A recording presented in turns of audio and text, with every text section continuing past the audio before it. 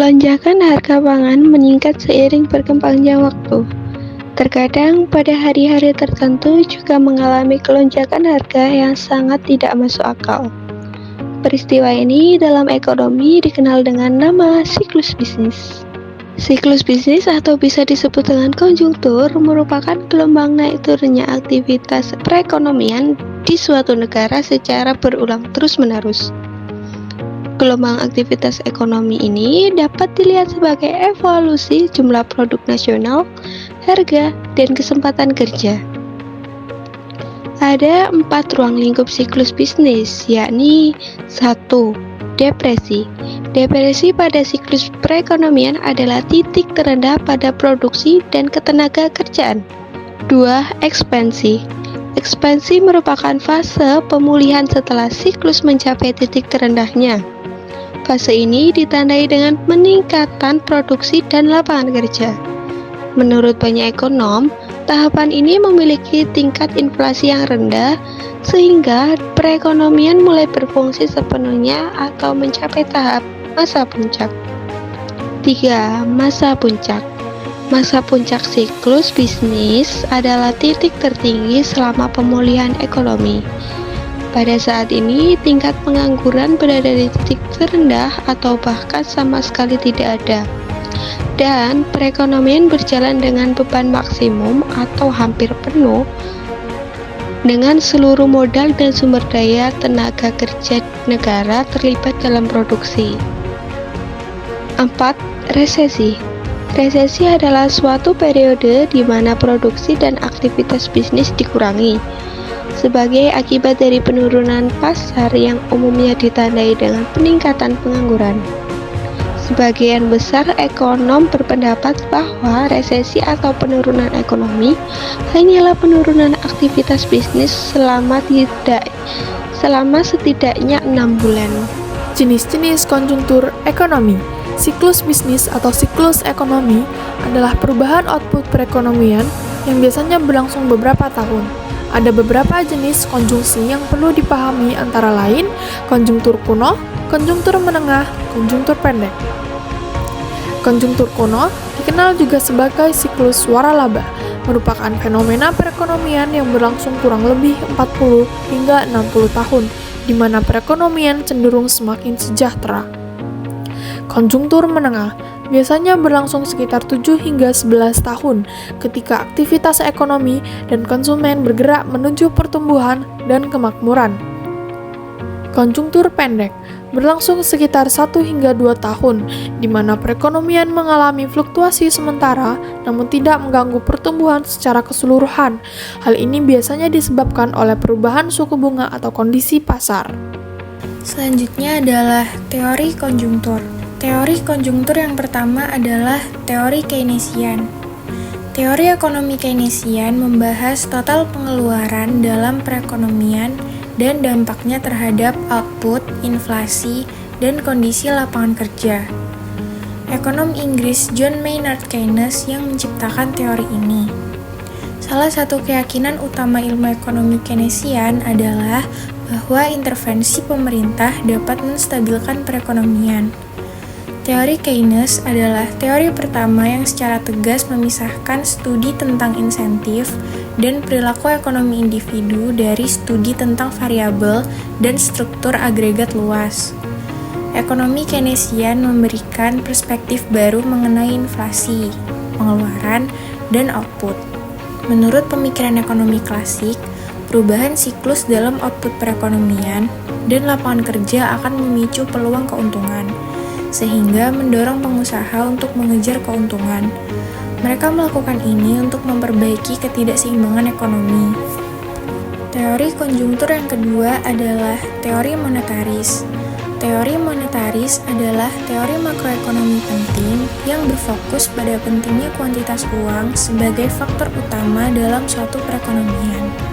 Pendukung teori ini percaya bahwa jumlah uang yang beredar merupakan faktor kunci dalam mengatur tingkat harga dan inflasi. Seiring berjalannya waktu, pemikiran ekonomi mengenai peran uang dalam perilaku perekonomian telah menghadapi tantangan dan peluang yang signifikan. Salah satunya adalah kompleksitas dinamika perekonomian modern. Di era globalisasi, perubahan teknologi, volatilitas pasar keuangan, dan ketidakpastian geopolitik mungkin mempunyai dampak yang tidak dapat diprediksi terhadap kebijakan moneter.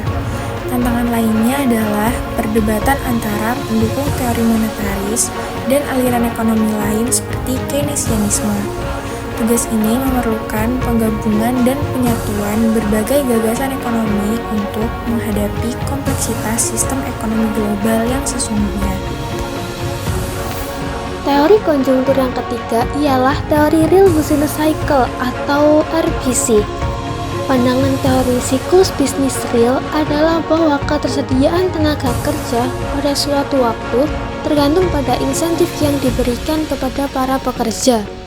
Setiap pekerja secara sukarela mengubah cara kerja mereka sebagai tanggapan terhadap perubahan kondisi perekonomian dalam waktu yang singkat. Jika pekerja diberi insentif atau diperlakukan dengan baik, maka mereka akan bekerja lebih lama. Namun sebaliknya, jika hasil kerja kurang dan tidak baik, pekerja akan mengurangi waktu kerja mereka. Bahkan ada yang berhenti sementara. Ini sering disebut sebagai pergantian pekerjaan antar waktu.